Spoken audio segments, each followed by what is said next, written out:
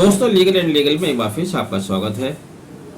पिछले 25-26 साल से जो कानून पेंडिंग पड़ा हुआ था, कई सरकारें आई और चली गई। कई बार इस बिल को लोकसभा में लाया भी गया, प्रस्ताव भी रखा गया, एक बार लोकसभा से पास भी हो गया, लेकिन ये बिल कभी भी कानून की शक्ल नहीं ले पाया। आप सही समझ रहे हैं, बात कर रहा हूँ द वुमेन्स रिजर्वेशन बिल 2023 की। लेकिन अब की बार जब इस बिल को पेश किया गया है तो इसको एक नए नाम के साथ पेश किया है। वुमेन्स रिजर्वेशन बिल का नाम जो दिया गया है वो नारी शक्ति वंदन विधेयक 2023। चलिए, हो सकता है नाम बदलने से इसमें कोई ज़्यादा शक्ति आ जाएगी या नाम बदलने से कोई ज़्यादा महिलाओं का उत्थान हो जाएगा, लेकिन बिल के पीछे लेजिस्लेचर की मंशा क्या है और वो एक्चुअल में क्या करना चाहते हैं, आज हम इसी पे चर्चा कर रहे हैं। मंशा तो ये थी पिछली बहुत सारी कमेटीज की रिपोर्ट के आधार पर कि महिलाओं को आगे लाया जाए, महिलाओं को समाज में जिस तरह से देखा जाता है उनका परसेप्शन चेंज हो।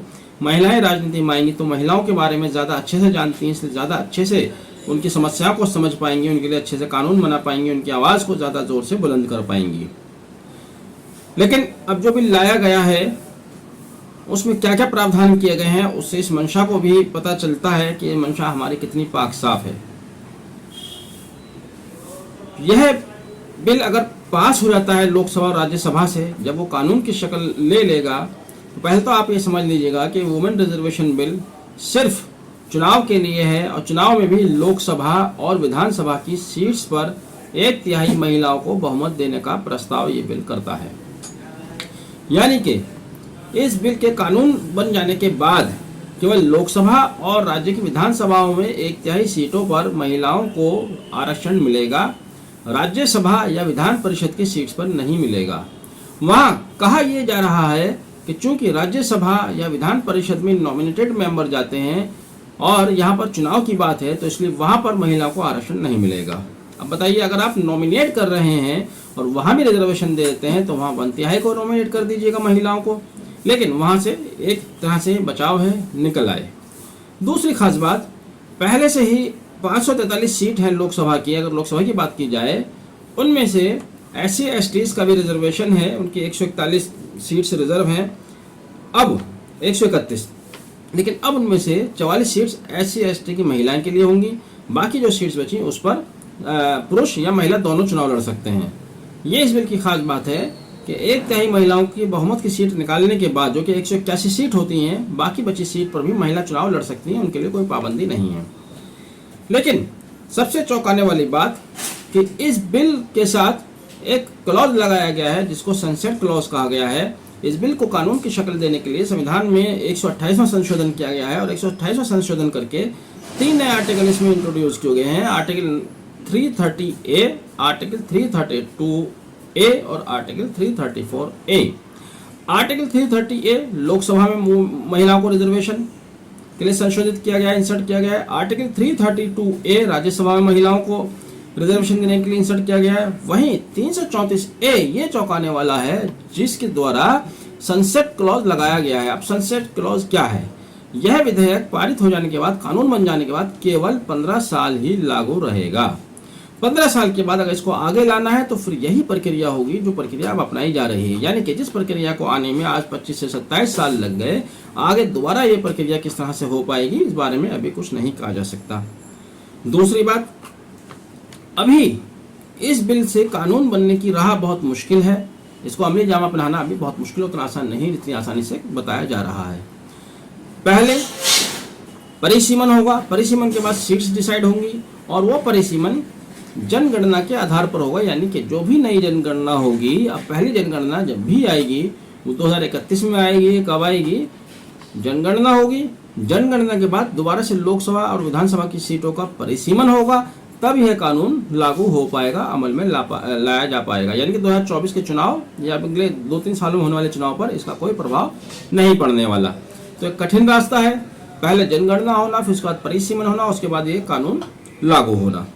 सारी बातें अगर मान भी ली जाए, बहुत सारे संशोधन किए गए हैं, नए नए आर्टिकल लाए गए हैं। जैसे कि मैंने कहा कि लेजिस्लेचर की मंशा क्या है, तो लेजिस्लेचर की मंशा अगर यही है कि महिलाओं का उत्थान करना चाहते हैं, तो इस तरह से रिजर्वेशन करने से क्या महिलाओं का उत्थान हो जाएगा? बिल्कुल नहीं हो पाएगा। क्यों नहीं हो पाएगा? मोटी मोटी बात है कि जितनी सीट्स आप रिजर्व करेंगे उन पर वही महिला चुनाव लड़ेंगी जो पहले से चुनाव लड़ती आ रही हैं, एक्टिवली पॉलिटिक्स में है, पॉलिटिकल फैमिलीज से हैं। यानी कि मान लीजिए अभी कोई पुरुष सीट पर कोई चुनाव लड़ते आ रहे हैं, एमपी बनते आ रहे हैं, पिछले 1 बार से या 2 बार से रोटेट होते आ रहे हैं, कभी ये एमपी बने कभी वो एमपी बने, गिने चुने चेहरा होते हैं हर जगह। अब ये कानून बन जाने के बाद उन्हीं के परिवार की महिलाएं वहां से चुनाव लड़ेंगी। मोटा सा एग्जाम्पल आप ले लीजिएगा राबड़ी देवी का। जब लालू प्रसाद यादव डिस्क्वालीफाइड हो गए इलेक्शन लड़ने के लिए तो उन्होंने अपनी धर्मपत्नी राबड़ी देवी, जिन्हें बिहार राज्य तो क्या उनकी पार्टी के 10% लोग भी उनके नाम को नहीं जानते होंगे, वो राजनीति में आई, लालू प्रसाद यादव के नाम पर चुनाव लड़ा, चुनाव जीते भी और प्रदेश के मुख्यमंत्री बनी। इसी तरह से पॉलिटिकल फैमिलीज की महिलाएं सिर्फ पोस्टर पर उनका नाम आता है, पोस्टर पर उनकी तस्वीर भी नहीं आती, बहुत सी बार तो तस्वीर भी उनके पतियों की आती है, उनके पिता की आती है, उनके भाई की आती है, उसी के नाम पर वो चुनाव जीतती हैं, लोग उन्हीं को चुनाव देते हैं, वोट देते हैं। जो उनके मेल पर्सन है उसी को वो वोट दी जाती है और उसी के नाम पर सिर्फ उनका नाम आगे चलता है। तो यानी कि कहने का मतलब ये है, हम जो बात कहने जा रहे हैं, अगर वास्तव में महिलाओं को उत्थान करने का उद्देश्य था, जहां आप इतने सारे संशोधन करते हैं, नए नए आर्टिकल इंट्रोड्यूस करते हैं, नई नई शर्त लगाते हैं, सनसेट जैसी अजीब सी शर्त लगाई है, तो एक क्लॉज इसमें ये भी लगाया जा सकता था कि जो पॉलिटिकल फैमिलीज से हैं उन महिलाओं को इस रिजर्वेशन का फायदा नहीं मिलेगा।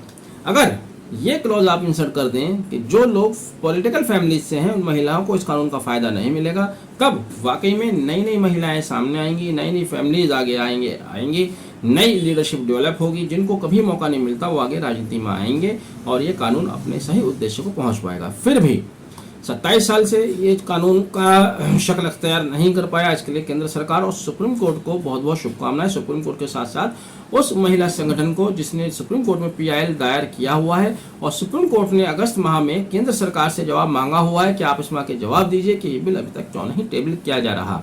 अब यहाँ पर केंद्र सरकार ने सोचा कि भाई वहाँ भी जवाब देना खींचालेदर होगी, तो इससे अच्छा है कि बिल लोकसभा और राज्यसभा से पास कराइए। 2024 में चुनाव आने वाले हैं, इसका क्रेडिट भी ले जाइए। क्रेडिट की राजनीति हमेशा से होती आई है, कोई नई बात नहीं है। चाहे रीज़न जो भी हो, ये बिल कानून की शक्ल लेगा। एक अच्छी बात हम इसके बारे में सोच सकते हैं, पॉजिटिव यहाँ से कुछ चीज़ें निकलेंगी। आपने वीडियो आखिर तक देखा, thank you, have a nice day.